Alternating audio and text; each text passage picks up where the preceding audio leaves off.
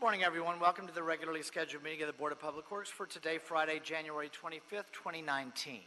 Commissioner Garcia, Cabello, James, and Davis are present. President James, we do have a quorum. May we start with Bureau introductions, please, starting with Bureau of Contract Administration. Good morning, John Olinger, Bureau of Contract Administration. Good morning, Sunny Patel, Bureau of Engineering. Good morning, Eva Song, Sanitation. Good morning, Eddie Chavez from the Bureau of Street Lighting.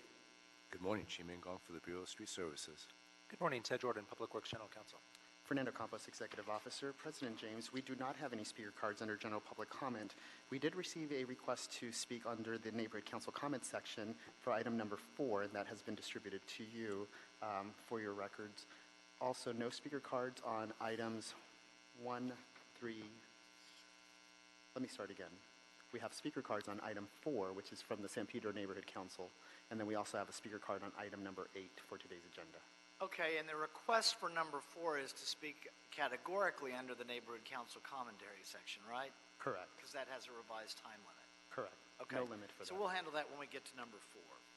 Agenda item number 11, specifications submitted for board adoption and authorization to advertise for the invitation of bids. This is in Council Districts 4, 13, and 14 for the street lighting conduit only project unit 4. High voltage conversion, fiscal year 18-19 street lighting project. The estimate's $2,803,245. The bid receipt date is March 6, 2019. Is there a second to my motion that we approve agenda item number 11? By Commissioners Davis and Garcia. Any objection? Without objection, we will do so. Agenda item number 12, specifications submitted for board adoption and authorization to advertise for the invitation of bids in Council Districts 4 and 5 for the street lighting conduit only project unit 5, high voltage conversion, fiscal year 18-19 street lighting project. The estimate's $2,512,175, and the bid receipt date is March 6, 2019. Is there a second to my motion that we approve agenda item number 12? By Commissioner Davis. Any objection? Without objection, we will do so. Agenda item number 8. Contract award, Council Districts 1 and 13. North Outfall Sewer Rehabilitation Unit 13, Forney Street to Duval Street. Recommending that the board first declare Spinello Companies the first low bidder to be the lowest responsible bidder and award Spinello a contract for the project for $10,306,679 and authorize myself or 2 members of the Board of Public Works to execute the contract after approval as to form has been obtained from the city attorney. On number 8, in addition to Jonathan, we have Ms. McGlinchey. Mr. Cuevas, go ahead. Good morning. Jonathan Cuevas, Bureau of Engineering, Wastewater Conveyance Engineering Division. Today I'm representing staff's recommendation to award the project of the North Outfall Sewer Unit 13 Rehabilitation Project to Spinello Companies for the amount of $10,306,679. This is 24.38% lower than city engineer's estimate of $13,630,465. The project entails lining 567 feet of Burns McDonald semi-elliptical sewer, which is about a 48-inch sewer built in the 1920s. Part of the project also entails installing 16 new drop structures, as well as, in order to improve odor control in this area, we're installing 13 new local trap house connections, as well as 15 trap manholes. This area is along Blake Avenue between the streets of Forney and Duval in Council Districts 1 and 13. And again, it's with this recommendation that we request the award of the contract. Thank you, Mr. Cuevas. Pretty wide distribution of amounts when you look at the low bid, which is 24% below the city estimate, the highest bid, which is 27% above. But more importantly, regarding the low bid below the city's estimate, the Bureau is confident that the project can be done for that lower amount? Yes, we do. Spinello is a company that we've done business with, and we've got great recommendations from our construction division. Some of the projects they completed included major sewers of this capacity NOS Unit Project 3, as well as currently they're doing a project, emergency project, which is NOS Unit 18. Is this essentially a straight shot, Yes, it this is. project, Correct. that maybe can bring the cost down? Yes. Okay. Any other questions? Commissioner Davis? Why don't you just give me a summary of our inclusion in this project? Linda McGlinchey's here from Con Ed. Okay. Who could explain that?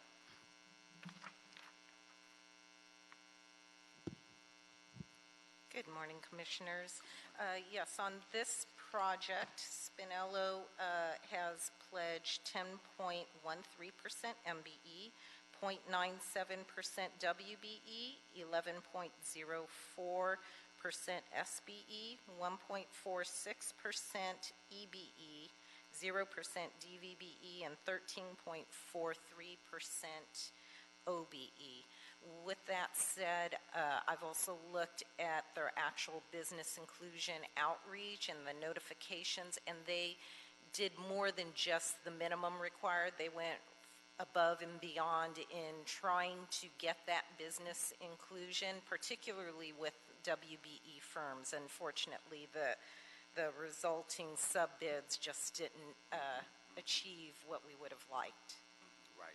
And I think that reflects some of the issues that, in fact, I was observing. And I do realize the reality of results versus effort. And I appreciate the effort, and equally, I appreciate what they were able to do in their proposal financially to take on this project. So thank you so much for that report. Thank you. Is that a motion, Commissioner Davis? So moved. All right, I'll second it. Any objection? With that objection, we will adopt agenda item number 8. Thank you both. Any issue sending number 8 forthwith? By the way, just confirming that the speaker cards I have were only if we had additional questions, correct? Okay, thank That you. is correct, yeah. Then both speaker cards will be just submitted to the file. Thank you. Agenda item number 9 is an authority for expenditure. SBC Environmental Holdings Incorporated, recommending that the board first approve the authority for expenditure in the amount of $201,920 to SPC Environmental Holdings for the environmental credit purchase required as part of the Regional Water Quality Control Board's 401 permit, and authorize myself or 2 commissioners to sign the agreement for sale of mitigation credits. On number 9, Mr. Chen, hi. Good morning, Commissioners. My name is Wayne Ching with the Bureau of Engineering, Bridge Improvement Division. I'm here this morning for the project, the Glendale Hyperion Complex of Bridge Improvement. In front of you is a board motion presented by the Office of Accounting on behalf of the Bureau of Engineering, requesting your approval for the Authority of Expenditure, or AFE, in the amount of $201,920 and the agreement to purchase a mitigation credit from Santa Paula Creek Mitigation Bank. The proposed work for the Glendale Hyperion bridges would cause unavoidable adverse impact to the aquatic resources in the Los Angeles River. So we are required by the U.S. Clean Water Act to implement compensatory mitigation as a partial fulfillment for the permit requirements. There are a few mechanisms to implement the compensatory mitigation, but the most economical and the fastest option is to purchase a credit from mitigation bank. So purchasing such credit would transfer city's mitigation obligation to the sponsor of the mitigation bank. This enables city to receive the permit and proceed with the construction. This concludes my report. I would be happy to answer questions. Any questions at all for Mr. Chen? Commissioner Cabello has made a motion that we adopt agenda item number 9, seconded by Commissioners Garcia and Davis. Therefore, without objection, we'll adopt agenda item number 9. Thank you, sir. Thank you. Have a nice weekend. Agenda item number 10, a construction order for Council District 13, Alvarado Street, bulkhead replacement project, recommending that the board authorize the execution of the construction order for the project to Mike Perlich and Sons Incorporated in the amount of $275,050 with a not-to-exceed limit of $312,954.71, which includes contingency. Funding sources for the contingency are in the Special Gas Tax Street Improvement Fund. That's Fund number 206, Department number 50, Appropriation Unit 50RKJC. That's $18,950. And the Measure M Fund, Fund number 59C, Department 94, Appropriation Unit 94PV19, $18,954.71, and issue a separate contract number for the project. Mr. Garcia on number 10. Good morning, Pedro Garcia from the Bureau of Engineering, Geotechnical Engineering Division. This is a motion to request to award a contract to Mike Perlich and Sons and to issue a separate contract number for the project. This project is located in Silver Lake on Alvarado Street, and basically this project is going to construct a 60-foot long bulkhead to restore lateral support to the edge of the roadway that's been settling and is kind of a safety hazard. The Bureau of Engineering administers the on-call emergency geotechnical and structural construction contracts. These contracts are generally for 5 years. The contract is due to expire in May of this year. The contract duration for this contract is for 6 months. So in order to keep the contractor going on this project beyond the expiration of the contracts, we need to issue a separate contract number. So basically, nothing is changing with the contract. All we're asking is for a separate contract number. Okay, thank you. Any questions on agenda item number 10? I don't have any questions on agenda item number 10. Thank you, Mr. Garcia. I'll make a motion that we adopt agenda item number 10, seconded by Commissioner Garcia. Any objection? Without objection, we'll adopt agenda item number 10. Any issue sending number 10 forthwith? We will send number 10 forthwith. Agenda item number 1, a memorandum of agreement, Stormwater Capture Parks Program, Council Districts 2, 6, and 7. Recommending that the board authorize the Bureau of Engineering to execute the memorandum of agreement with the Los Angeles Department of Water and Power to provide design services for the program subject to approval of the mayor in accordance with Executive Directive number 3. Secondly, delegate signature authority to the city engineer to execute the memorandum of agreement between the Bureau of Engineering and LADWP for the work. Third, forward the report to the City Council for approval of the transfer of funds from DWP. Fourth, authorize the city engineer to accept up to $19.1 million from DWP for design services provided on the program. And finally, and fifth, authorize the Department of Public Works Director of Accounting to appropriate funds up to the $19.1 million received from DWP at various stages of the design into the new project amounts in the Engineering Special Services Fund. That's number 682, Department number 50, as identified in the Memorandum of Agreement for the Bureau of Engineering costs associated with the program projects. Mr. Redd, you are going to tell us what's up, and also you have an amendment to offer as well. Yes, I do. Good morning. Ken Redd, Bureau of Engineering. We're here to get this, or to talk about today is get authority to sign this MOA between the Bureau of Engineering and the Department of Water and Power to perform design for stormwater capture projects that are located in parks in the San Fernando Valley. The goal of the program, and I won't read all the recommendations that you just did. I think that was good enough, I think. The goal of the program is to alleviate local flooding, increase water supplies through stormwater capture, and improve water quality downstream, and provide recreational, social, and economic benefits. The program will capture almost 3,000 acre-feet of stormwater and urban runoff per year from a 5,686 acre drainage area and divert the water into infiltration basins that are located in the park or other infiltration infrastructure that are located in the parks. The amendment that I would like to make is that on page 2 of the report it says there are 7 parks. There are actually 9 parks located in the San Fernando Valley in council districts numbers 2, 6, and 7. and we're here to seek authority for the city engineer to enter into that. Okay, agreement well, a as well. friendly amendment then. Yeah, it's a friendly amendment. How about that? Exciting. Yeah. Commissioner Garcia. Hi, good morning. Thank you, President James. The scope of the work is that, I just want to know the scope of the work. You said something that you'll be cleaning the storm drains?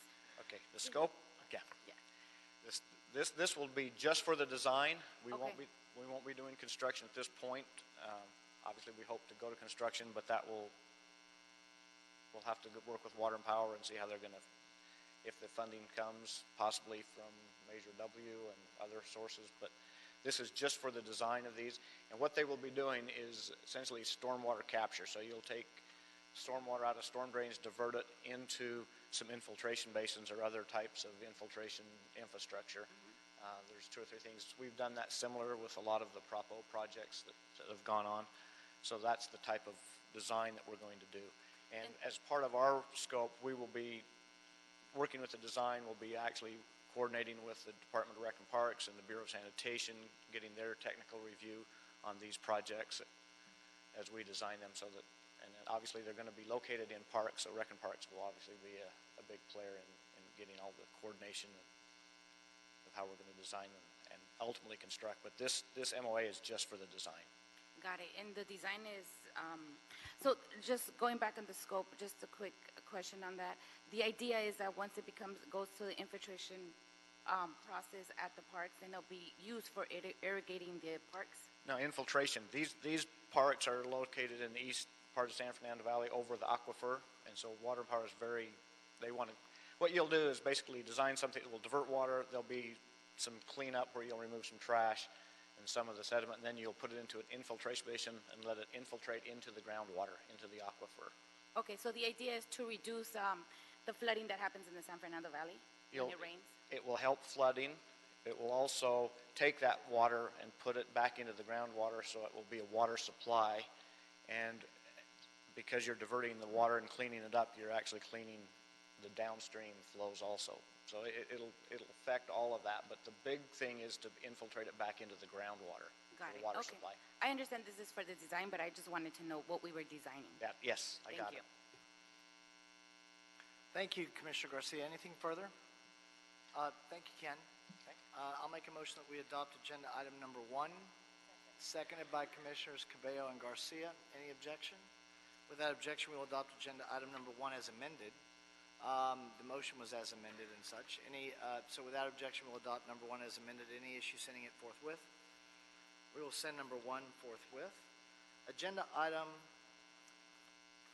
number 3, contract amendment, Los Angeles Conservation Corps, recommending that the board authorize the Office of Community Beautification to execute an amendment with the Los Angeles Conservation Corps to increase the ceiling amount by $1,500,000 to be utilized for the CAL FIRE grant, and to authorize the Bureau of Sanitation to piggyback on the contract in order to provide payments for the CAL FIRE tree planting program. And third, authorize myself or 2 members of the Board of Public Works to execute the contract amendment after approval as to form has been obtained by the city attorney. Mr. Roch. Pretty self-explanatory. Pretty much. Good morning, Paul Roch, there. Office of Community Beautification. Bringing before the board this morning a request to amend an existing contract that OCB administers with the LA Conservation Corps for tree planting services. This amendment would allow the Bureau of Sanitation to piggyback on the contract for the Shade for Los Angeles tree planting grant application that they successfully applied for. As part of this action, the contract shall be extended through June of 2022 to cover the lifespan of the grant, and council authority has already been received for this extension.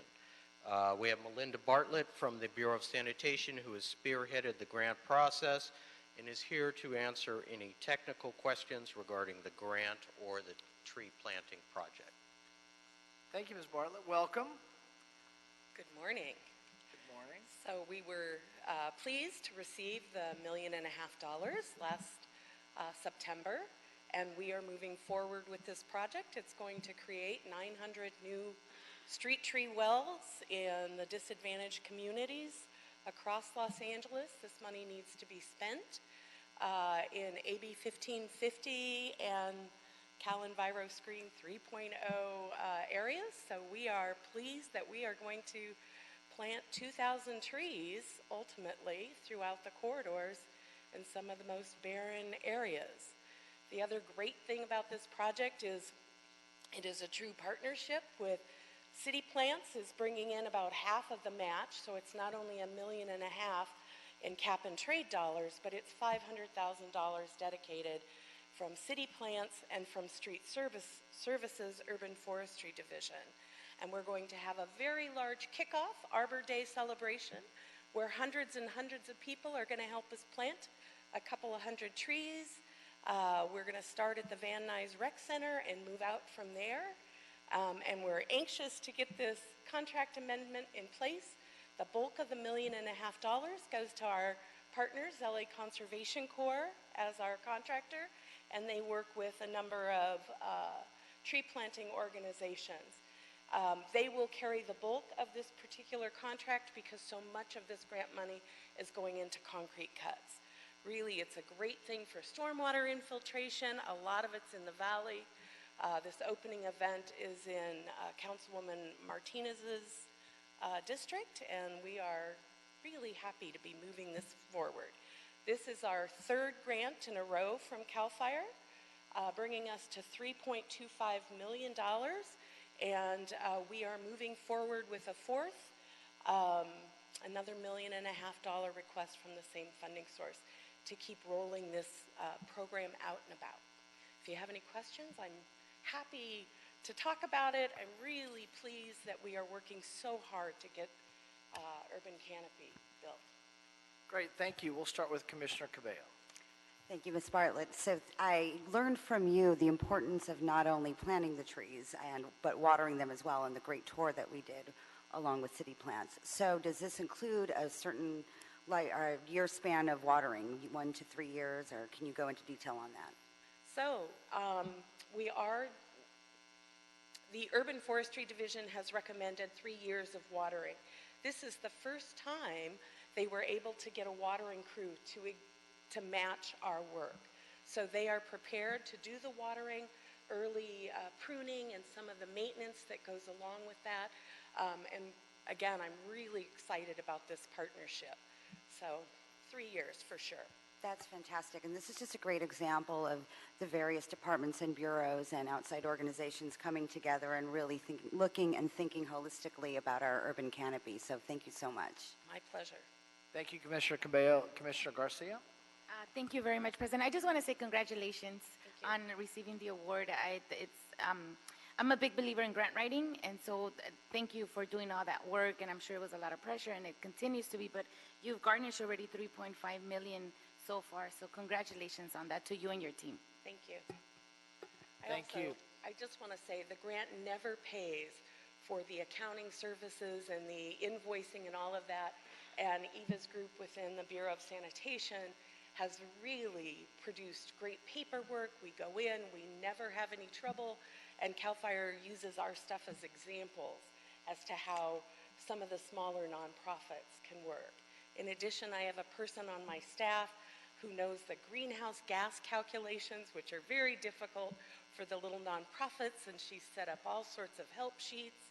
And CAL FIRE, again, has relied on the City of Los Angeles to provide this training and assistance to the smaller groups. Great, thank you. That's terrific. Commissioner Davis. Yes, I want to also commend you on our continued work and resources that we've been able to obtain from CAL FIRE. In terms of this particular grant, is it targeted for a certain community, or does it impact this particular $1 million? Does it impact various districts, and how do we do that? So it has to be in disadvantaged communities.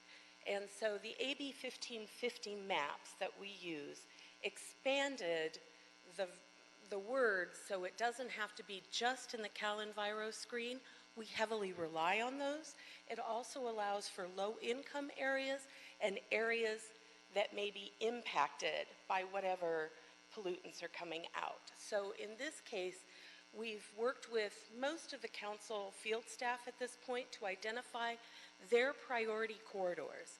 The bulk of this money really is going down Van Nuys Boulevard, a piece of Western, a piece of, we want to do Broadway downtown. So we are trying to do some of these cuts everywhere we can and really make a difference. As you know, our first one was Vermont Corridor. We got 700 new trees on Vermont. They are 3 years out. They've been watered. They look great, and we're just about to terminate that first one. So these projects are developed with a consensual decision-making process with our city council staff as they prioritize the areas that are needed and you make a decision on those. Is that how it works? We do. We spend so much time out in the community. We can see these long, barren stretches of concrete. So we can present the council office with some ideas. We get some feedback. Some places like Pacoima Beautiful will step in and say, this is really what we want to partner with you on. Hollywood Beautification Team looks at schools.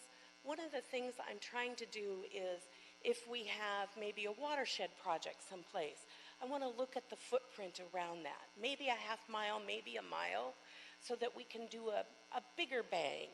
And again, my group, because we aren't vested in digging the holes or taking that money for our staff, we're very flexible. So if it's concrete cuts we need, that's the grant I write. If we need watering, that's the grant I write. If the MOU with DWP through city plants is weak, I'll buy the trees.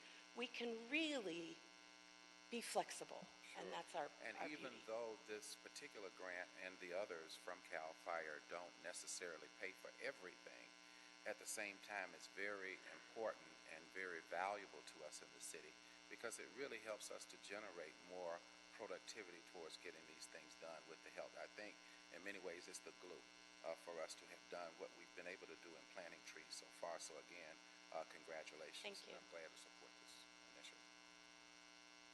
Thank you, Commissioner Davis. Commissioner Cabello has made a motion that we adopt agenda item number 3, seconded by Commissioners Davis and Garcia. Therefore, without objection, we'll adopt agenda item number 3. Thank you. Thank you both. Thank you, Mr. Raj. Have a nice weekend. Any issue sending number 3 forthwith? We will send number 3 forthwith. Agenda item number 4, Council District 15, sole source task for solicitation number 14-080 to AECOM Technical Services Incorporated.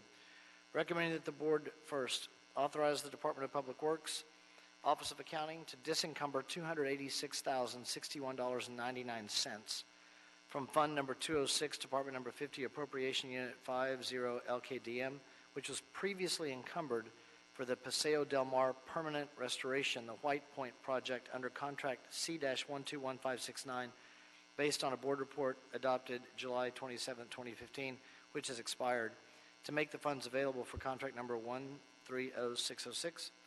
And secondly, authorize the city engineer to issue a sole source task order to AECOM, that's contract number 130606, from the pre-qualified on-call geotechnical and environmental services consultants list to provide design services for the White Point project, as stated in task order solicitation 14-080, with a budget authority of $1,239,768, which includes contingency. Mr. Garcia, and we also have a speaker card from the Neighborhood Council on it, but we'll go ahead and hear from you. And we may come back to you, and then I'll have a question from Mr. Jordan as well, but go ahead. Hello, Pedro Garcia, Bureau of Engineering, Geotechnical Engineering Division. This board report is to request authority to issue a sole source task to AECOM to complete the design of the Paseo Del Mar Permanent Restoration Project, and also to disencumber funds from a previous contract that's expired. A little background on this project. There was a landslide in San Pedro on Paseo Del Mar between Gaffey and Western in 2011. Since then, the Bureau of Engineering has done approximately 4 landslide mitigation projects to stabilize the area. And this project is actually to restore Paseo Del Mar, which there was about a 600-foot section that fell into the ocean. Originally, we've already completed the pre-design for the permanent restoration, and that task was awarded to AECOM. When we awarded that task, the project for them was to complete the pre-design, design, and construction, or design services during construction. They completed the pre-design, and the project was put on hold due to lack of funding, and then the contract that we had with AECOM expired. So now we have a new contract in place. AECOM is on that contract, and we want to now award them the design of the project. So the purpose for the sole source is to continue with the existing contractor that you had to begin with? Exactly. Okay, go ahead. So the funding for part of the design is coming from the leftover money from the pre-design phase. So we need to disencumber that. That's what we're asking for authority to do that, and then also to award to AECOM. Okay. Mr. Jordan, are you okay with the sole source on this? Yes, this is not an uncommon situation. A lot of it has to do with the nature of the way the city in general does contracts. They're typically on these discrete time periods. And depending on when a project starts, you may be early in that long time period where it can all be done under one. Sometimes it's not. So I concur with the Bureau's recommendation. Okay, thank you. Dr. Campos, under the Neighborhood Council category of commentary, would you remind me of the rules? The rules basically are twofold. One, we do not put any time on those representatives so long as they provide evidence that the Neighborhood Council has taken official action. The speaker that did submit the speaker card did provide us a record for that. And then number two, they are allowed to go ahead of everyone else at the beginning of the agenda.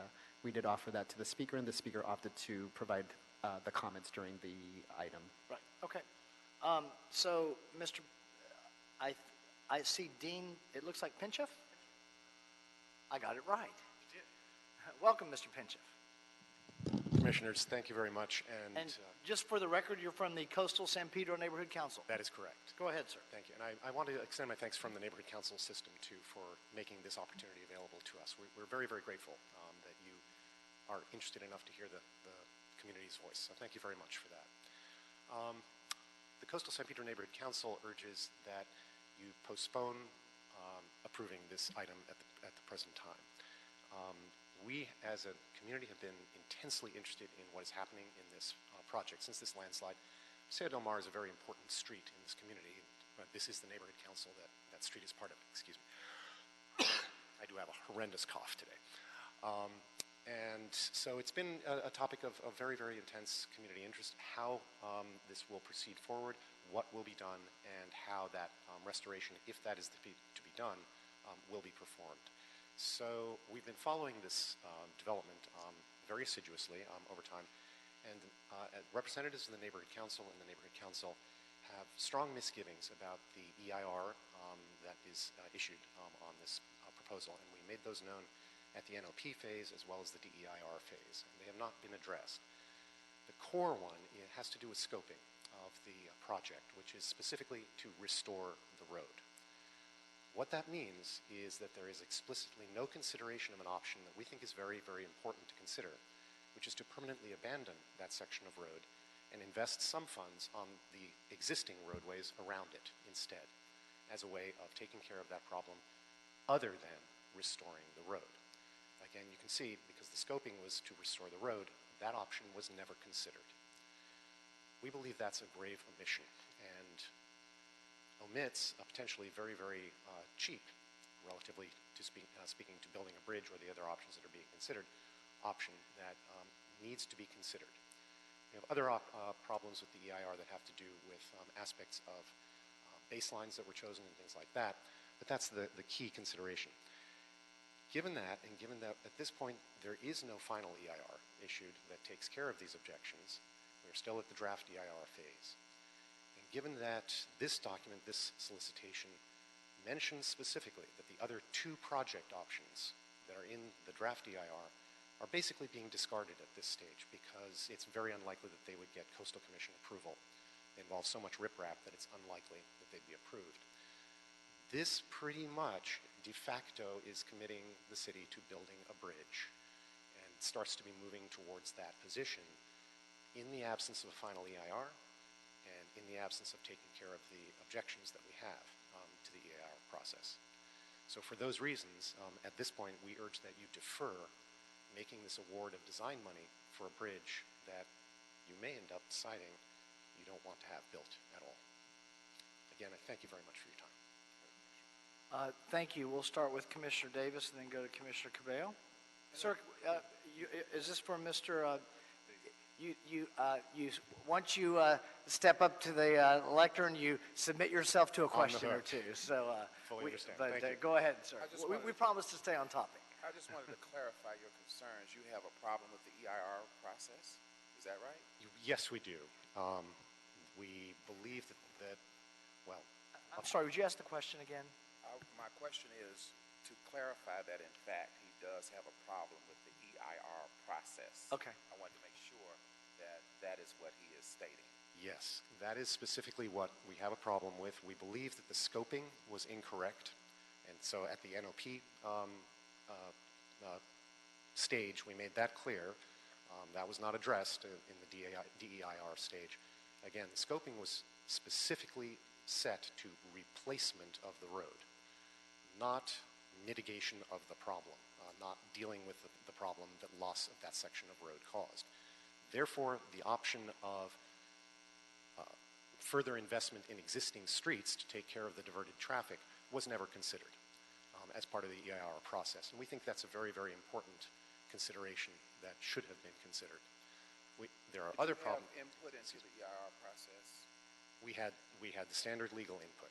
Yes, we You had input into the EIR process? We submitted comments, yes. Okay, and so those comments were received? Those comments were received. Yes, they were. And the decision was made after having gotten all the information submitted, correct? In the EIR decision, obviously, right? Yeah, I mean, the process moved from the NOP process to the DEI issuance of the DEIR. Which So is where we the are now. process Yes. would be that the community did have an opportunity to have input, and you did exercise that right, correct? That is correct, sir. So you have a problem with what in the process? Is the process you have a problem with, or is it the decision that was made that you have a problem with?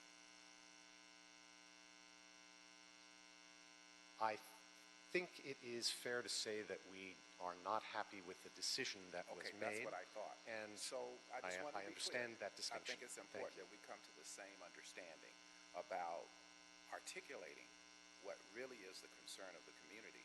It is not the EIR process, because the EIR process allows for input from the community, which you exercise that right. It is the decision that was made that you have a concern with. Now, I have a final question. Did you, through all of the work that you've done in expressing yourself and exercising the EIR process, did you have communication with your council office? And if so, can you share with us what that communication looked like?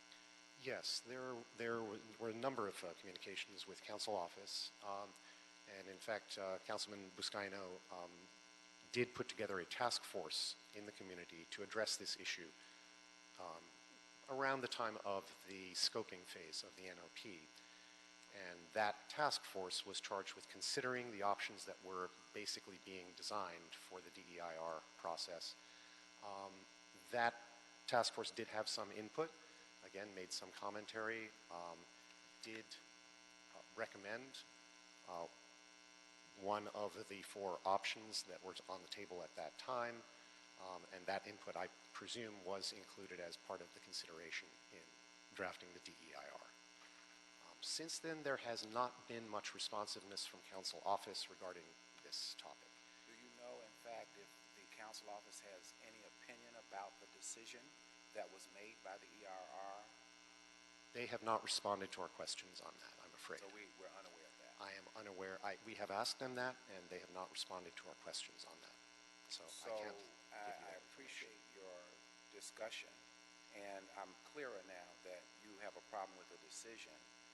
Just so you'll know, it would be important to me to find out what the council office's response is to the decision, equally as it is the community and neighborhood councils, because I think that's really important for this Board of Public Works to get a deeper understanding about why that decision was made. There may be a reason why, given all the information presented, that the EIR decision is what it is. So I just wanted to share with you some of the issues that I thought are important. Certainly appreciate that, sir. And I also wish to emphasize that this is not opposition to a bridge. I'm not bringing that forward. We do not oppose building a bridge. We oppose investing money at this stage of the design process in an option that we think may ultimately not be the option that the city ends up adopting. I'm sorry, the last part, I couldn't hear you. Sorry, I'm having trouble speaking today. We urge deferring the further design of this bridge program, since we feel that it's quite likely that the city may decide not to execute a restoral of the road in the end anyway. And so we don't think it's a good use of public funds at this time. Ultimately, if a decision is made to proceed with restoring the road with a bridge, absolutely, that would be a great thing to proceed with at that time. Well, then I'd have some further questions for our engineering staff as it relates to your comments about what the city's plan is, because I'm not sure that I know what you know in terms of what the city's plan is. And I don't know if they've shared with you about what their plan is moving forward as it relates to the road. And if I could make that clear too, we are unclear at this point whether this design process that's being awarded today is to contribute to the final EIR process or is happening completely independent of it. We don't have any information about that. So well, I think we that don't because we have a representative from engineering, we can find the answer out to that today, which would be very helpful. Indeed it would. Thank you. Thank you, Commissioner Davis. Commissioner Cabell? Thank you, President James. And to that end, I was just going to call up Mr. Garcia to maybe further explain the city's decisions as to why we are going on this path and the involvement of the council office. And I'm also going to suggest that we continue the item until we get some further input from the council office. Okay, regarding the council office's involvement, we've been in continuous communication with them regarding our plan to move forward with the design, and it was actually they're the ones that were kind of asking us to pursue with the design. We did present alternatives during the pre-design phase. Standard practice during the pre-design is to consider the do-nothing alternative, which was considered. I don't have information as to how that came about, but it was considered, the do-nothing alternative, which I believe is the one that he's referring to. As far as the EIR process, the EIR is being approved in parallel with the design. So right now the board report to present the EIR to board is being finalized and should be coming to board pretty soon. Although we don't have an objection to the process, I thought Commissioner Davis deciphered that. I believe Is something? The EIR does present responses to public comment. Fine. Yeah, So the and that's gonna process is not the issue as Commissioner Davis elicited. Go ahead. That's Okay. That's my response. Let me ask Mr. Pinchef a question.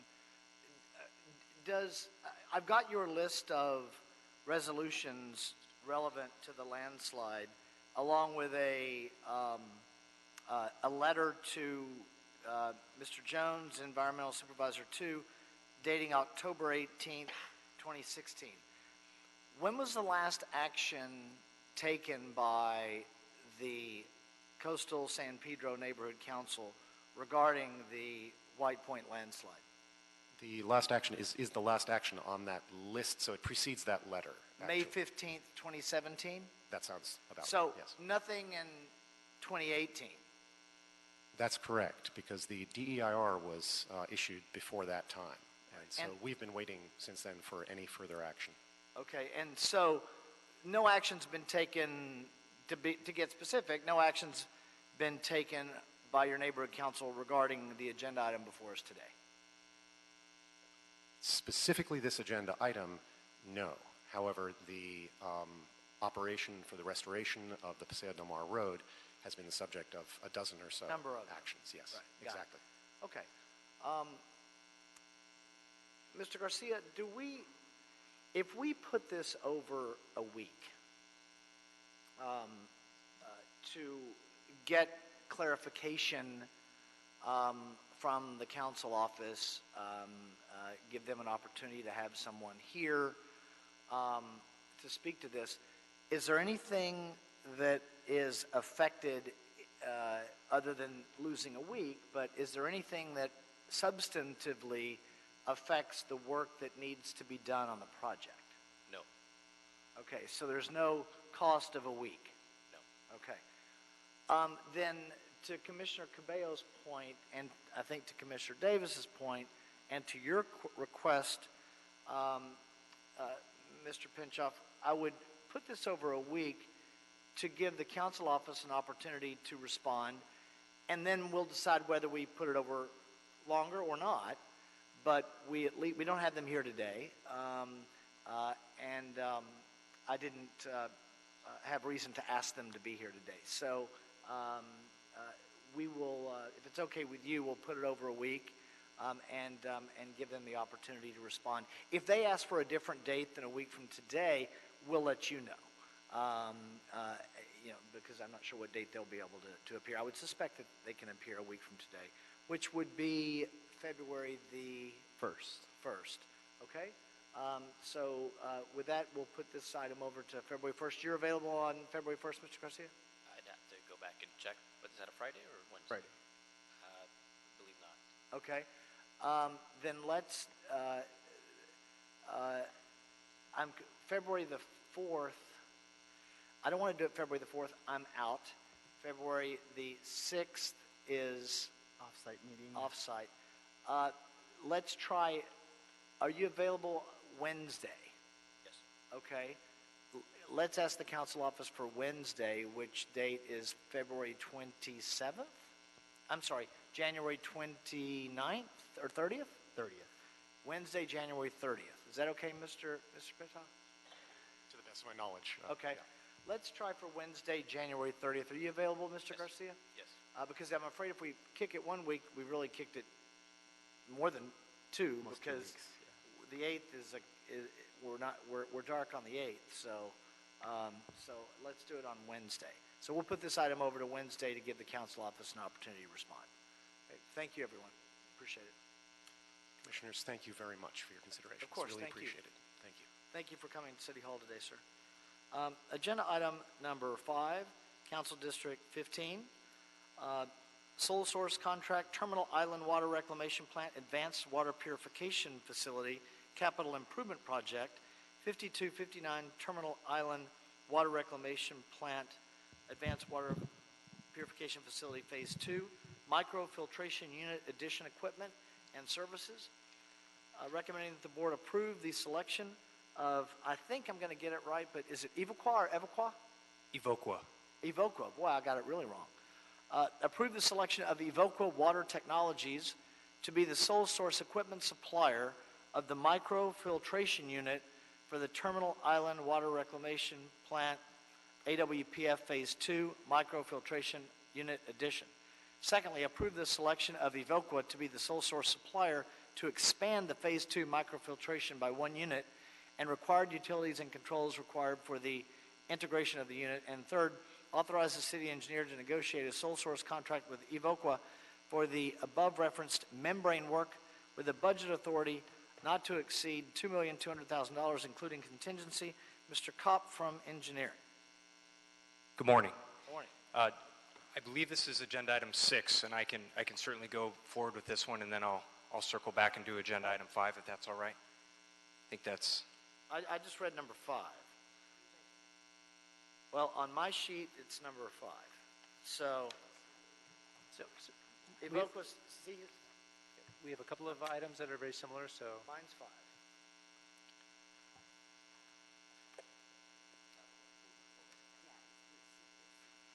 Okay, everybody else has number 6. I have number 5. There are benefits to being the president.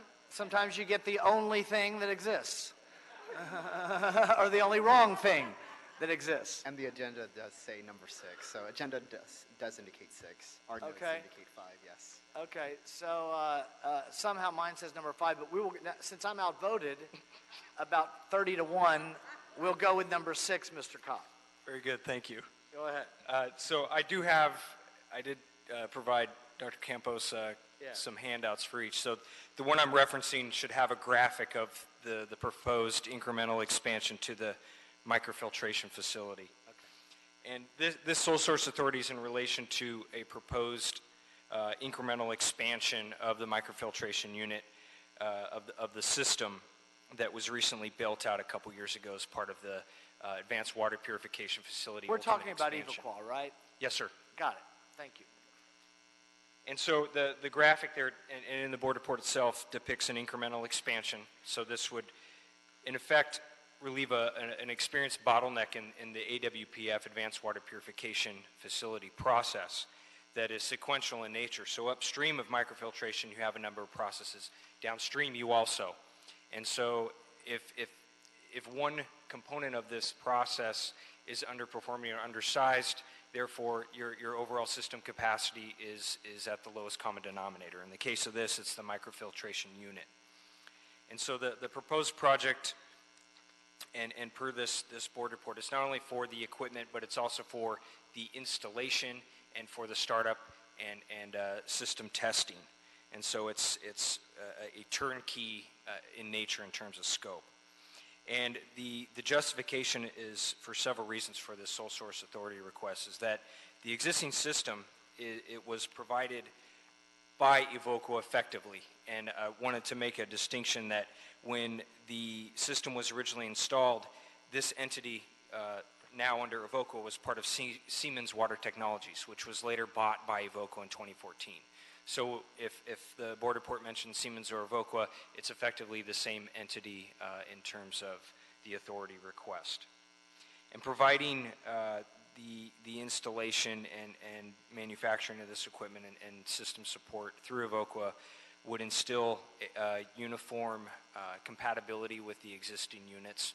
There already is infrastructure for these to be installed with minimal modifications in the field. And so we feel that bringing Evoqua back on board to provide this incremental expansion and continue their support as they are for the existing units would provide for the city one single point of contact for troubleshooting, startup, testing, operation, and maintenance throughout the life cycle of the project. So of course, any potential advantage through a competitive bid would otherwise be outweighed through the life cycle benefits of the project having one uniform system. So you don't have two vendors out there, potentially pointing at each other during times of troubleshooting, things of that nature.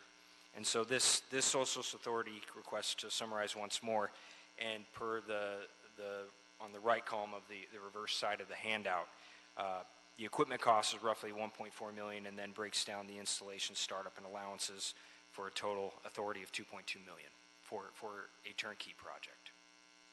Right. Thank you. Mr. Jordan, again, I like the oral records to reflect the city attorney's thought on the sole source justification.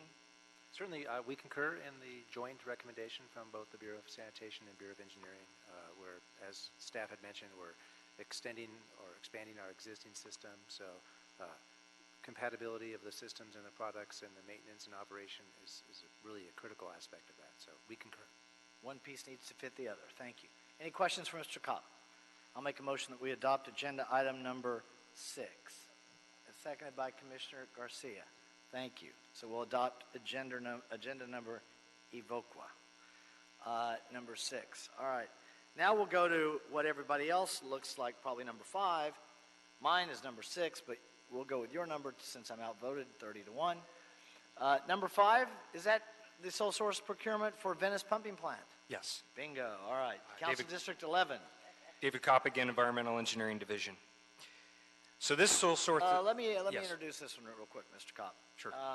Variable frequency drive numbers 1 and 4 replacement and Bologna Creek Pumping Plant VFD replacement projects, recommending that the board authorize the city engineer to sole source the selection of 6 Rockwell VFDs, those are variable frequency drives, for an amount not to exceed $755,000, and authorize the city engineer to negotiate a price agreement with Rockwell for the above referenced VFDs, which will be procured by the city and installed by the general contractor awarded the construction project. Go ahead, sir. Thank you. In comparison with the previous sole source authority request, this is for equipment only. This is for the vendor, and I'll explain their participation in the proposed project, which is to replace a total of 6 VFDs across 2 pumping plants on the west side of the city.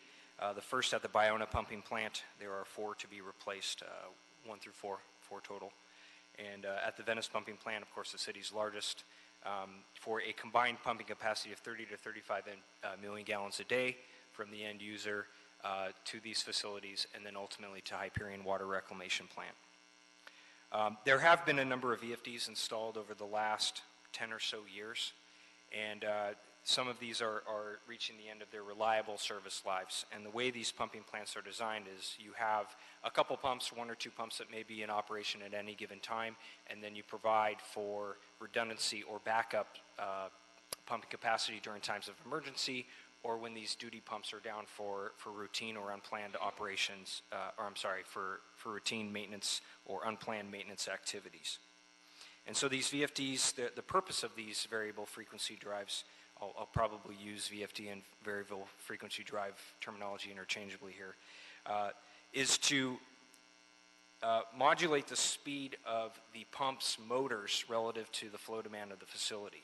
And so this technology has become more ubiquitous, by way of the electric car, hybrid electric vehicles. And so, as you may imagine, over the last 10, 15 years, this technology has been improving vastly, and therefore the expected life of these units are increasing from, starting off at 10 years, and they do tend to pay for themselves in the energy costs realized over the operation life cycle of these devices. The life expectancy is going to 15 to 20 years, which is good news for this proposed project and the justification therein. And the VFDs at the Venice pumping plant in particular, there was one installed in 2010 and then 2 installed in 2013.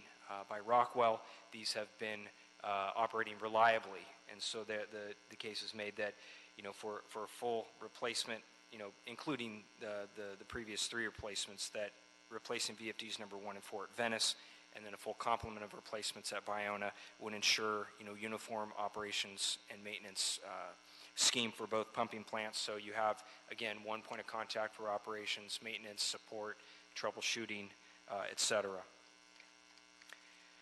On the reverse side of the handout that hopefully everybody has, summarizes these justifications. And it's also important to mention that the Environmental Engineering Division, who I'm providing the report on behalf of, have designed recent projects using Rockwell technology, and therefore our approach won't be the effect of reinventing the wheel. We have existing engineering and design information that we can adapt to these projects. And as far as the estimated cost breakdown, the equipment procurement for this sole source authority request is a proportionally large amount in relation to the total value of the work, which is important to mention. It's about $755,000 per the cost ceiling request in the board report, and the total project or contract value is anticipated to be at $1.67 million. And so, for the installation component of this, it'll be important to instill, the business inclusion requirements as we do for all of our installation projects. Thank you, Mr. Cobb, for the cost breakdown. Any questions? Commissioner Davis? Just wanted to say publicly, great that you are having the implementation of the inclusion project. The inclusion concept in the work that you're doing here. So I appreciate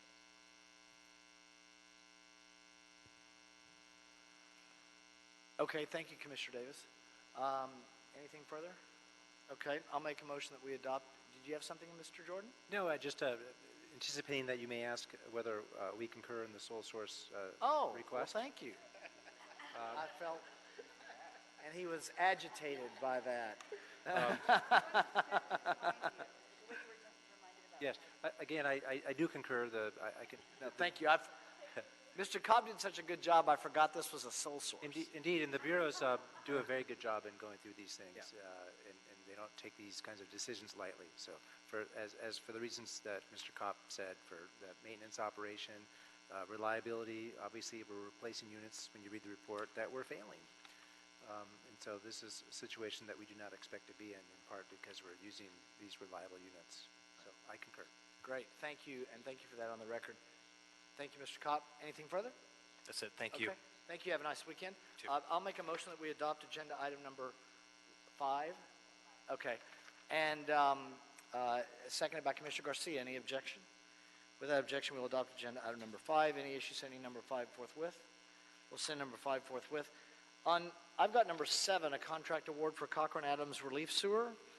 recommending, this is in Council District 14, recommending that the board declare Mladen Buntich Construction Company the second low bidder to be the lowest responsible bidder as discussed in the report, and award Buntich a contract for the project for $8,080,602. That's $8,080,602. And authorize myself or two members of the Board of Public Works to execute the contract after approval as to form has been obtained from the city attorney. Good morning, Ms. Thomas. How are you? Good. Good morning. Mary Thomas from Bureau of Engineering, Wastewater Conveyance Engineering Division. Requesting the board to award the Cochrane Adams Relief Sewer Project to Mladen Buntich for the amount of $8,080,602. The scope of the Cochrane Adams Relief Sewer Project includes construction of approximately 2,900 feet of 21-inch and 24-inch pipe along Cochrane between Adams Boulevard and Jefferson Boulevard. The scope also includes the construction of a junction structure, a diversion structure, and a few maintenance holes along the Cochrane Avenue. We received 9 bids on October 17, 2018. The lowest bidder, Mike Perlich, withdrew his bid on October 23rd, citing an error made in his bid preparation. And there was a hearing held at the Board of Public Works on that. Yes, the board allowed Perlich to withdraw his bid on November 9th. The second lowest bidder, Mladen Buntich, whose bid came in at $8,080,602, 13% higher than the city engineer's estimate. The main reason for the higher bid is because the contractor's means and methods. He will be using a trenchless method to construct the sewer, which will need larger pits, and it resulted in the difference in the higher cost bid from the city engineer's estimate. Buntich pledged 7.1% MBE, SBE, and EBE, 21.41% OBE, and 0% for WBE and DVBE. MSF for this project is 20%, and contractors has pledged 30.42%. Therefore, staff recommend that this project be awarded to Mladen Buntich, the lowest responsible bidder. This is for the East Central Interceptor Sewer. This particular sewer will be connected to East Central Interceptor Sewer. Okay. Any questions? I don't have any questions. I'll make a motion that we adopt agenda item number 7. Seconded by Commissioner Cabello. Thank you, ma'am. Thank you. Any objection? Without objection, we'll adopt agenda item number 7. Any issue sending 7 forthwith? We will send number 7 forthwith as well. Have a nice weekend, Ms. Thomas. Is there a second to my motion that we approve the meeting minutes from the meeting of Wednesday, December 12th, 2018 by Commissioner Cabello? Any objection? Without objection, we'll approve those meeting minutes.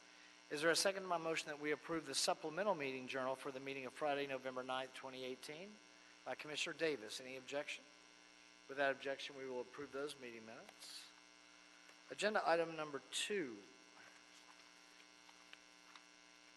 is an item for an above-ground facility variance. It has been here before. This is Council District 8, recommending the board approve the request for a variance from the height requirement of the AGF ordinance pursuant to Los Angeles Municipal Code Section 6208 VB for the monopole. Secondly, authorize mobility to install a 49-foot high wood monopole in the public right-of-way adjacent to 1901 West Vernon Avenue on the Gramercy side. My recollection, Ms. Wang, is this the one that has the car wash that's just right there? Correct. Did we make an additional effort to hear from the car wash? Good morning, Hui Huang with Bureau Engineering Central District. Yes, we did, and we were successful. Okay, successful in that they said? So we did field investigated, spoke with the business owner of the car wash on site. We explained to him the project that was being proposed and the location, and he had no comments on the item. Okay. Was there an update as well in general? No, nothing that was previously provided. Okay. Did I see I hate to delve into what might be dangerous territory. Did I see an email that floated around that talked about other areas where there were light poles that didn't, or is that a different, am I way off guard? No, that discussion, yeah. Oh, we had, okay. Okay, sorry. Do you know what email I'm talking about? I'm not 100% sure what we're referring to. Yes. Ms. Nichols, can you come forward? I can go get it. I think it's on my table. But did you send an updated email to us? I did. I sent out something with a site alternative analysis showing the different poles in the area and why they would not work for Right. co-location. There was a point to them in there where they were correct. listed. I think I had like 13 sites or 12 Right. or something. I don't remember. Right. Okay. Did you send that, No, we never got it. You Okay. should have sent it to Fernando. Dr. Campos? Would you like me to go get what I have? Let me check through my emails. Okay. Yes. Commissioner Correa. Just a point of clarification from engineering. When you said you talked to the business owner on site, the same thing as saying you spoke to or reached out to the occupant of that building. Is that correct? Yes, that is correct. Just wanted that The occupant of the site is a car wash business, and the owner, who is also the manager of the location, was there. He presented a business card. He also carried business as if he was the manager on site. And what was his feedback? Did he have any, or you were just handed him a notification? In general, he wasn't aware of the project. The property owner did not pass the information down to him. He did not know if the owner knew. We explained that we have a notification process and had record that was given to the owner, but we received no comments. We showed him where the location was being proposed. He was happy that it wasn't affecting the driveways of his business, because at the end of the day, that's where he receives business. We did offer to connect him with the applicant so that during construction they would be in open communications, but we don't foresee the construction activity to affect their driveway access, which therefore wouldn't affect their business. That was wonderful. Thank you so much for doing that. I really appreciate it. No problem.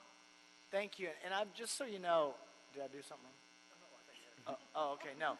Just so you know, I found it. It was attached to my The PowerPoint packet. presentation, correct? 'Cause I did receive something from Shannon Nichols on January 14th. Correct, and you sent it to all of us. And then I forwarded to all commissioners on January 14th as well. However, your packets may not have a hard copy, and if that's what you're looking for, perhaps only President James has the hard copy and not everyone else. But the Right. PowerPoint presentation was forwarded to all commissioners. I can print it out for you really quick if you'd like to. Well, take a Hold look on. at it. Point of clarification on that, Dr. Campos, in the future, would that be part of the public record so that we would have that available and the public has it available? Absolutely, when we will discussing? enter this into the record. Okay, because that gets a little confusing, I think. for some of Absolutely. us. Thank you. So we're just letting my colleagues look at that.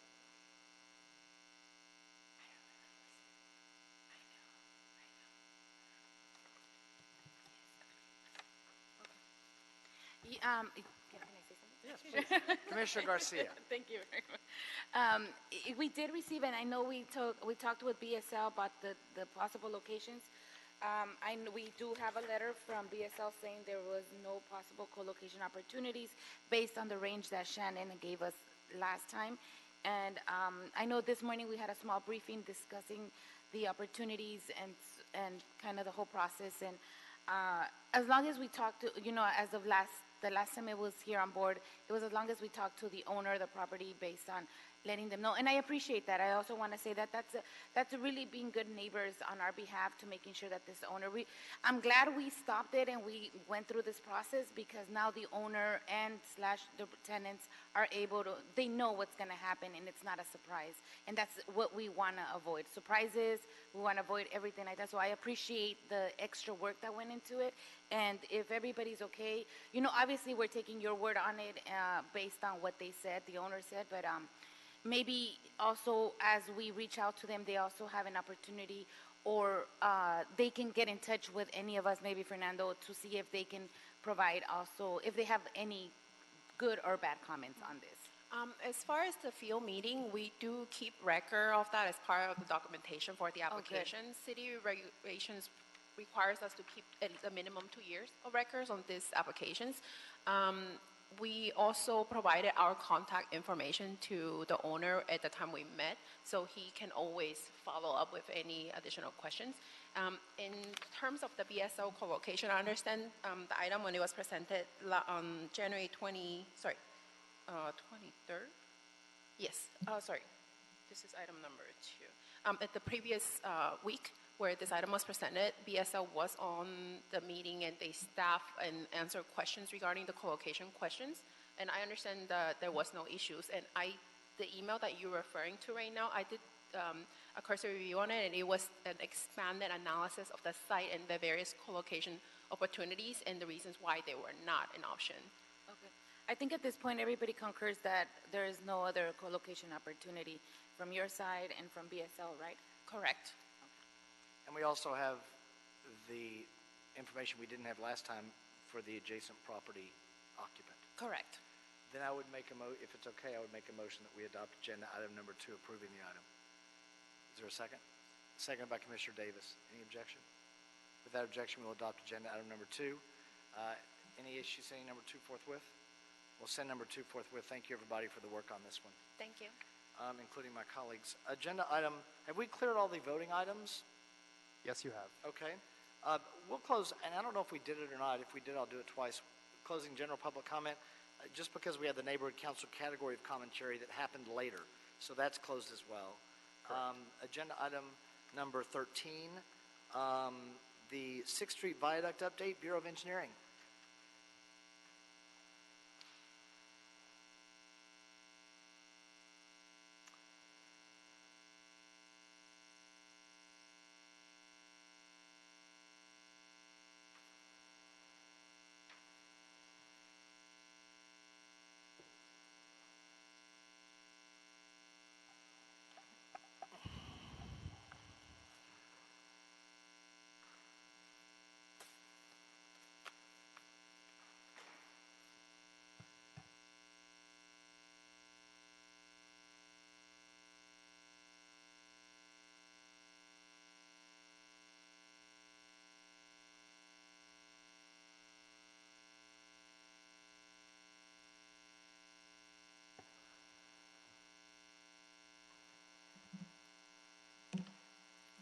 I think we can get started if we, because you guys all have handouts, correct? If the machine is not working over there, blame the federal Oh, it's shutdown. working. Okay, all right, it's working. Okay. Somebody All didn't right. pay their bill from the federal government. Okay. All right. Good morning, President James, Morning. Commissioners, Mr. Jordan, Bureau Executives, and Dr. Campos, Shay Dong with the 6th Street Viaduct Division. And here with me this morning is Senior Civil Engineer, Ms. Julia Moy. Good to see you both again. Welcome back. Morning. Because I know how much you guys like learning about bridges, I thought it'd be a good idea to include the slide I had last oral report back in October. So just a brief overview of the bridge structure. You guys go to the second page of the presentation. Some of the major elements on the bridge structure. So the bridge foundation consists of the cast and drill hole piles or CIDH piles that you see in dark green. They go up to, some of them are 150 feet deep, 10 feet in diameter. Above ground, anything, so pretty much anything that you see exposed is part of the superstructure. And you start with the lower column, that's in orange. And then it goes up to the Y bends you see there in red. It's not really clearly shown, but you have the isolation bearings in between the lower column and the Y bends. And moving up, you have the jump span edge girders and the transverse arch rib floor beams. Those are both designated in blue or light blue and dark blue. And so that perimeter right there, along with the Y bend, right, we kind of call that area or that section right there a bent. In between the two bents, you have the edge girders and the interior floor beams, and the deck, and the edge girders in yellow, the arch rib is in brown. You have the crisscrossing members called the you have the cable supports that's crisscrossing, that's supporting the deck. So that section in between the two bends, we call that a span. There's one more term I want to throw out there. It's that we use on the project. It's the knuckle region. So the knuckle region is where kind of the light blue, the yellow, the brown kind of all meet together. There's a lot of congestion in that area. A lot of steel, a lot of reinforcing bars. It's kind of merging right there. So that area we call the knuckle region. So we're good on that little briefing on the bridge elements. So let's get into the pictures. Next slide. In the last quarter, so here is a side-by-side view of span 12 over to 101 facing west. As you can see in the side-by-side, on the picture to the right, the formwork for the edge girders, right, the one in yellow on that previous slide, and the interior floor beams in that light blue. Wait, was it light blue? Sorry.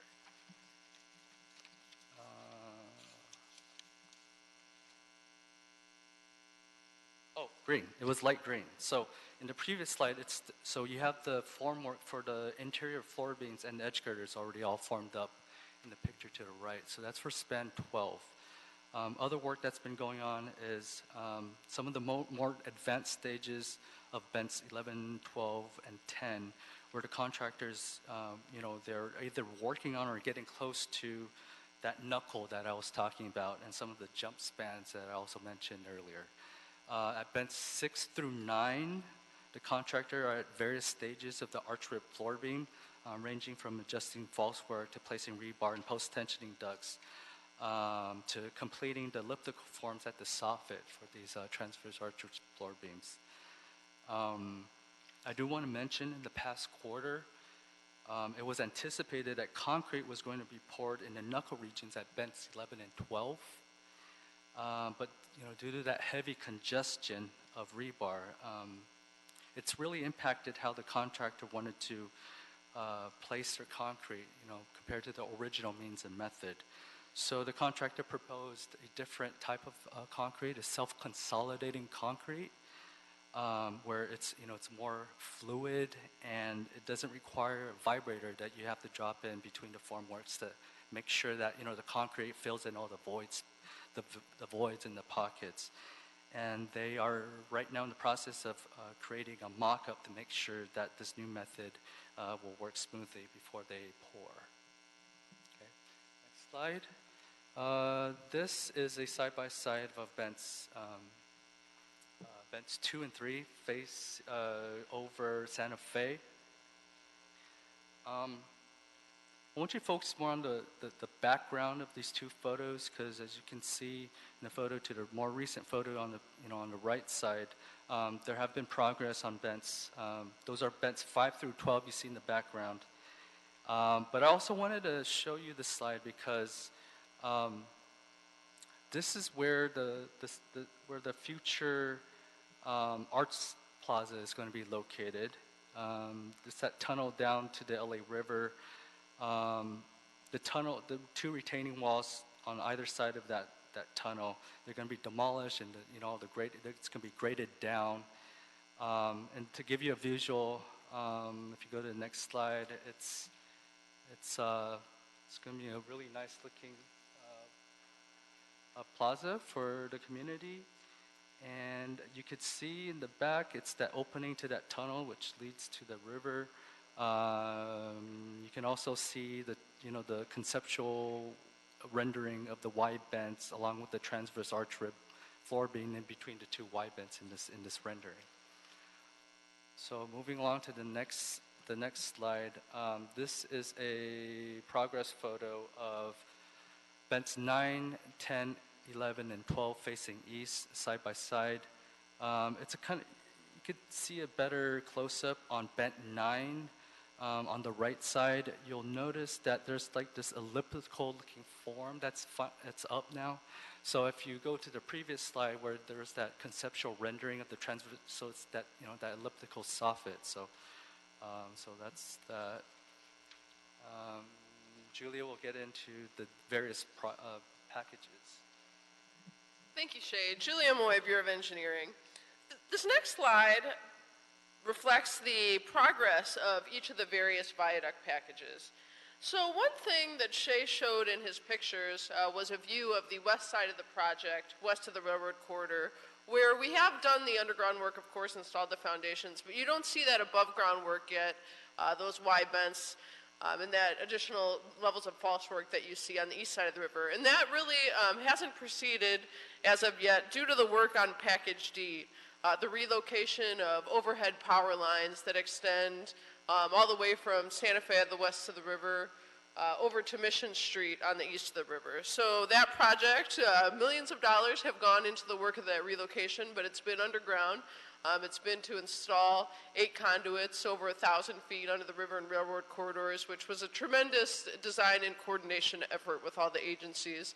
I'm very happy to report that our contractor SSW has finished installation of those conduits. Our partners at LADWP that have supported us greatly on this relocation of their facility are currently pulling the underground cable, and within the next month or two you'll see those overhead lines and poles removed as the underground cable is energized here in early next month and early February. Hopefully by the early March we're planning to have those underground. So as you see, that's 95% complete with just some overhead removals remaining. On the construction packages, the viaduct superstructure is 41% complete, and that's in terms of work in the ground, in terms of dollars paid out based on the overall value of the contract. Next slide just is another brief overview of the project budget. The budget remains as it did as of our report last quarter at a little over $475 million. You'll see about $271 million, or 57% of the project budget, has been expended to date. And 90% of that, just as a reminder, wonderfully, is being provided through federal and state grants. And in addition to this, we have the park project and ATP, Advanced Active Transportation Program projects in the area that total an additional over $50 million of investment in this area of the city. Moving on to the change order status, we've just had a relatively minor increase in change orders that were settled and final issued since the last 3 months. That's a total of $74,000. That was 5 change orders on Package 5 that were predominantly T&M work, time and materials work. There are currently 38 unresolved change orders on the package, Package 5. We're working closely with the contractor. I'm happy to say our coordination has improved. We've been settling numerous change orders. And with the recommendation of the DRB on the BIM, and that's the Dispute Review Board on the Building Information Modeling, which Shay will discuss in just a moment. With that decision coming down, we're working to solve additional change orders related to that effort and hope to report many additional settled change orders at our next quarterly report. Finally, the project schedule. Unfortunately, that has continued to slip. Last time we reported, last quarter, we were tracking on Package 5. We were tracking 336 days behind schedule. As of today, we are tracking 382 days behind schedule. That's an additional 46 days of delay. So the items that have contributed to this, they are very disputed, heavily disputed between the city and the contractor in terms of who holds the liability, I guess, related to the delays, as well as how these issues are impacting the schedule. Those are ramifications of the deck joint that was added during the GMP, the Guaranteed Maximum Price negotiations. The city and contractor agreed, the city agreed to the contractor's request to add in a deck joint with the design to come out later. There's been and that we would share the cost of that issue.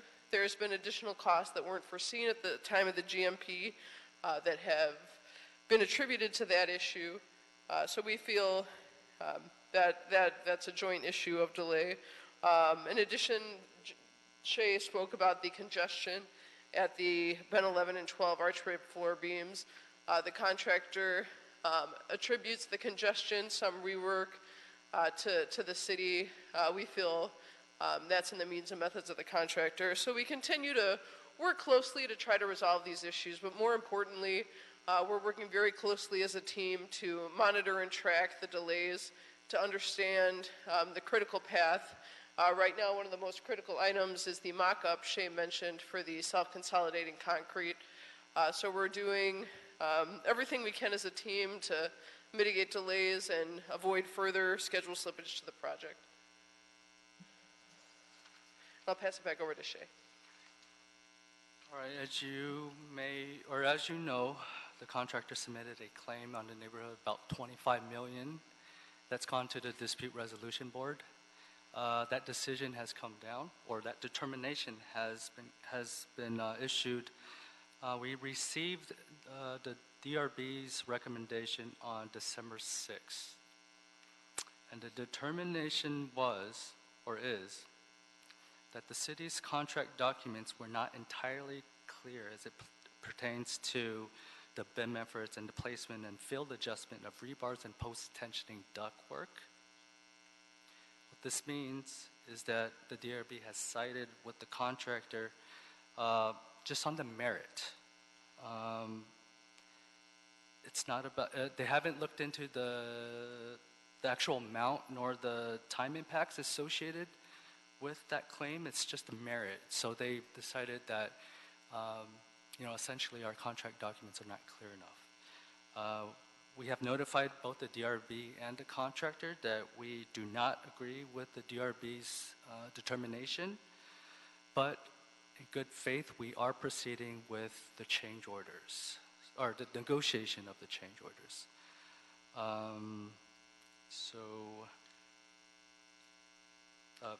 Wasn't there also an issue, though, that in the DRB hearing that went our way? Am I wrong about that?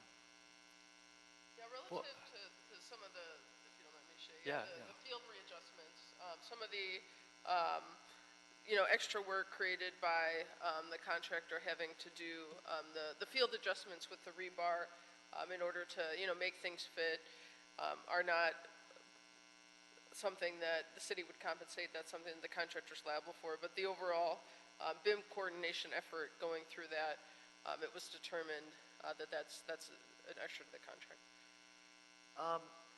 And just by way of background, the the dispute resolution board, not the design review board, there are different DRBs in the building.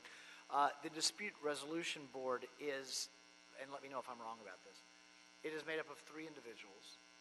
One individual is selected by the city, one individual is selected by the contractor, and one individual is agreed to by both. Correct? Okay. And I would like to reflect this was a unanimous decision. I'm sorry if you didn't mention. Because there is, that decision by the DRB was 3-0? Yes. Because there can be cases where there's, 2 that are of the same opinion, a majority, and then, maybe a minority kind of dissenting report. But in this case, it was supported by all 3 members. Including our selection to the board? That is correct. Okay. Commissioner Davis. In terms of our interaction with Bureau of Contract Administration on our inspections, how have we fared with those over the last quarter in terms of feedback from them on our work? I'm sorry, can you repeat the question? Bureau of Contract Administration inspections. We get inspected by BCA. Yeah, that's correct. How have we done on the inspections that we have received? Project over the last quarter from Bureau of Contract Administration. No issues? For the most part, no issues. No issues. And overall, would you say in this last quarter, this is a quarterly report? Yes, that is correct. How will you evaluate our progress over the last quarter on the 6th Street Viaduct replacement project? Give me a summary if you can, overall. Like Julia had mentioned in her in her presentation, the schedule has continued to slip.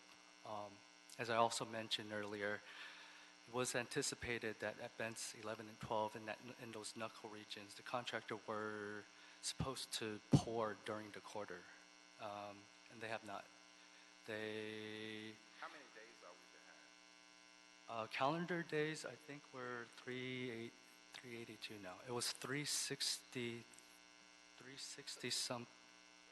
Yeah. So Sheet says 382. yeah. So well, last quarter was in the 360s. Oh, so we caught up it's some. so it's continued to slip. We're going the wrong way. We're going we're going the wrong way. About a year behind schedule. Yeah. So this past quarter, we unfortunately didn't make up time, but we actually went the wrong. In construction work, unforeseen circumstances that occur, that, you make plans, but then these unforeseen circumstances pop up. That is correct. That is correct. And I guess moving forward, hopefully, the Bureau of Engineering has oversight for supervising this project in some way, right? Well, we will be coming back to the board on Monday for the SOMAS. We are retaining the services of SOMAS Engineering. Not on the agenda right now, though. It's not on the. Well, it's next Monday. Right, but it's not on the agenda. Yeah, it's not. It's not on today's agenda. So they will provide additional knowledge and skills on managing this project. Well, we have put out a task order for what we call bridge experts. These are highly technical experts in the field of complex bridge engineering. So with their expertise, hopefully we can get back on track with, the future construction activities. Okay, so I think I agree with you that perhaps additional resources or help in this case might be valuable to us as we seek to achieve our goals. Absolutely. In the long term, and hopefully, I hope that we'll be able to catch up in some way as we move forward. Thank you, Commissioner Davis. Commissioner Garcia? Thank you, President. I just have a point of clarification. In one, I'm sure this is one of many reasons why we're a year behind, is one of the reasons is the management part of this, of the project management. Is that what really got us behind? I probably missed that part.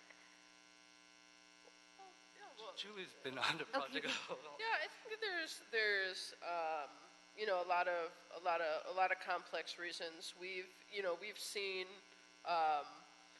on the contractor side, their submittals, their plans for performing work, from shoring systems to, as Shay mentioned, the need recently to switch over to self-consolidating concrete.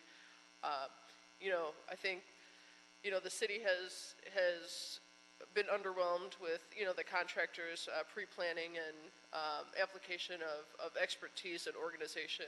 I do have to say that with the schedule, with the amount of complex agencies and restrictions in terms of working restrictions over the river, working constrictions, particularly holiday kind of blackout dates over the railroads. Sometimes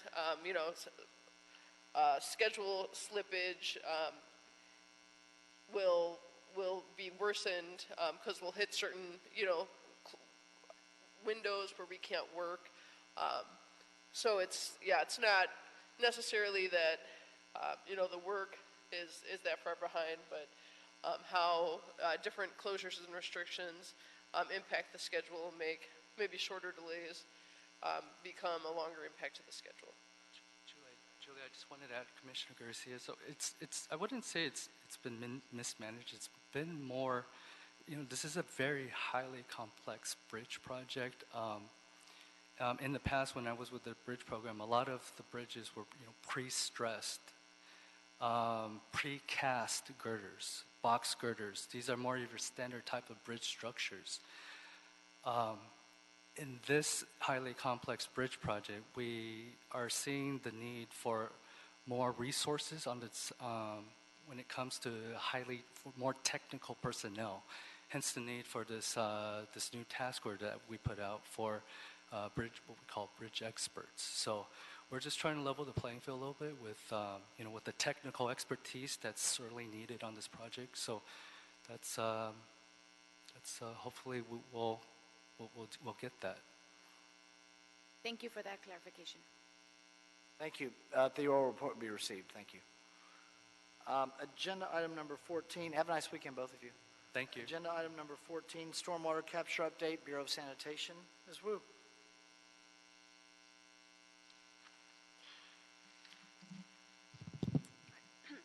Good morning, President James, Commissioners, and Borough Representatives. My name is Esther Wu. I'm an Environmental Engineer Associate for the Bureau of Sanitation Watershed Protection Division. I'll be reporting on stormwater capture projects using green stormwater infrastructure. So as a brief introduction, projects are strategically integrated and vary by watershed need. They also vary on the institutional scale with low impact development LID projects to the distributed scale with green streets and to the regional scale with projects such as wetlands. Moving on to our examples of green street infrastructures include cisterns, rain barrels, planter boxes, bioswales and dry wells, infiltration galleries and wetlands. Moving on to LID scale updates, 2,632 plans have been reviewed and approved with LID components this fiscal year as of December 2018. Major recent ongoing and completed projects with LID components include the Lawa Lamp Extension, the Palisades Village, and the LAFC Stadium. A goal for the next fiscal year is to expand the LID public counter in Van Nuys to 5 days per week, as it is currently only staffed for 2 days per week. And moving on to distributed scale projects, the Van Nuys Boulevard Great Streets project has a drainage area of 100 acres and an estimated runoff capture of 95 acre-feet per year. The project will recharge the groundwater by use of permeable gutters, bioswales, and dry wells. Construction is 95% complete and is expected to finish in February 2019. The Lancashire Boulevard's Great Streets project has a drainage area of 67 acres and an estimated runoff capture of 73 acre-feet per year. The project will recharge the groundwater by use of bioswales and dry wells. The project design is 100% complete and is in the pre-construction phase and is expected to finish in spring 2019. The Bradley Plaza Green Alley project has a drainage area of 4 acres and an estimated runoff capture of 5.5 acre-feet per year. This will be the first shared alley in LA with slow-moving traffic and amenities for community gatherings, including shade structures, trees, shrubs, benches, and a stage. Project design is 60% complete, and construction is expected to begin in the first quarter of 2019. And we also have 3 new upcoming Green Street projects in the San Fernando Valley. Agnes Avenue will have a drainage area of 65 acres and is estimated to capture 60 acre-feet per year. Victory Boulevard Green Street will have a drainage area of about 130 acres and is estimated to capture 108 acre-feet per year. Glen Oaks Boulevard Green Street will have a drainage area of about 120 acres and is estimated to capture 86 acre-feet per year. And moving on to regional scale projects, the Penmar Water Quality Improvement Project has a drainage area of 1,470 acres and an estimated runoff capture of 200 acre-feet per year. The Phase 2 construction is 100% complete, and the next phase will add more disinfection to comply with new LA County Department of Public Health standards. The Temescal Canyon project, the Temescal Canyon Park Stormwater project has a drainage area of 1,590 acres and an estimated runoff capture of 50 acre-feet per year. Phase 2 construction is 99% complete, and the next phase will also add more disinfection to comply with new LA Department of Public Health standards. Albion Riverside Greenway Park project has a drainage area of 272 acres and an estimated runoff capture of 100 acre-feet per year. The project will improve water quality in the LA River and infiltrate by use of infiltration galleries, bioswales, and permeable paving. Construction is at 95% complete and is expected to finish in March 2019. The Argo Drain Sub-Basin Facility project has a drainage area of 2,400 acres and an estimated runoff capture of 100 acre-feet per year. The project will improve water quality in the Santa Monica Bay and infiltrate by use of a clarifier for initial treatment and an infiltration gallery. Construction is 5% complete and is expected to finish in October 2020. And for general stormwater updates, it rained 0 times in October, 2 times in November, and once in December, totaling 3.95 inches of total rainfall and an estimated capture of 448 million gallons for the quarter, which is about 1,375 acre-feet. and this is captured from all of the completed projects. And January isn't over yet, but it has 3 rain events so far, and one of the rain events lasted for 4 days, pouring 5.6 inches of rainfall and an estimated capture of 685 million gallons just for the month of January. And this concludes my update, and I'm open to taking questions. Otherwise, thank you for your time. Thank you. Always love the photographs with the progress and the various projects. It's always helpful for us. Any questions, Commissioner Garcia? No, I just want to say thank you for your report. You did such a good job, and I also concur with President James that we appreciate the pictures because it actually lets us know where we're at. Oh, that's great. Thank you. Thank you. Great, thank you. Anything further? Dr. Campos, the oral report we received. Dr. Campos, have we cleared the desk? Yes, you have. Okay, then we are adjourned this Friday morning. Have a nice weekend, everyone.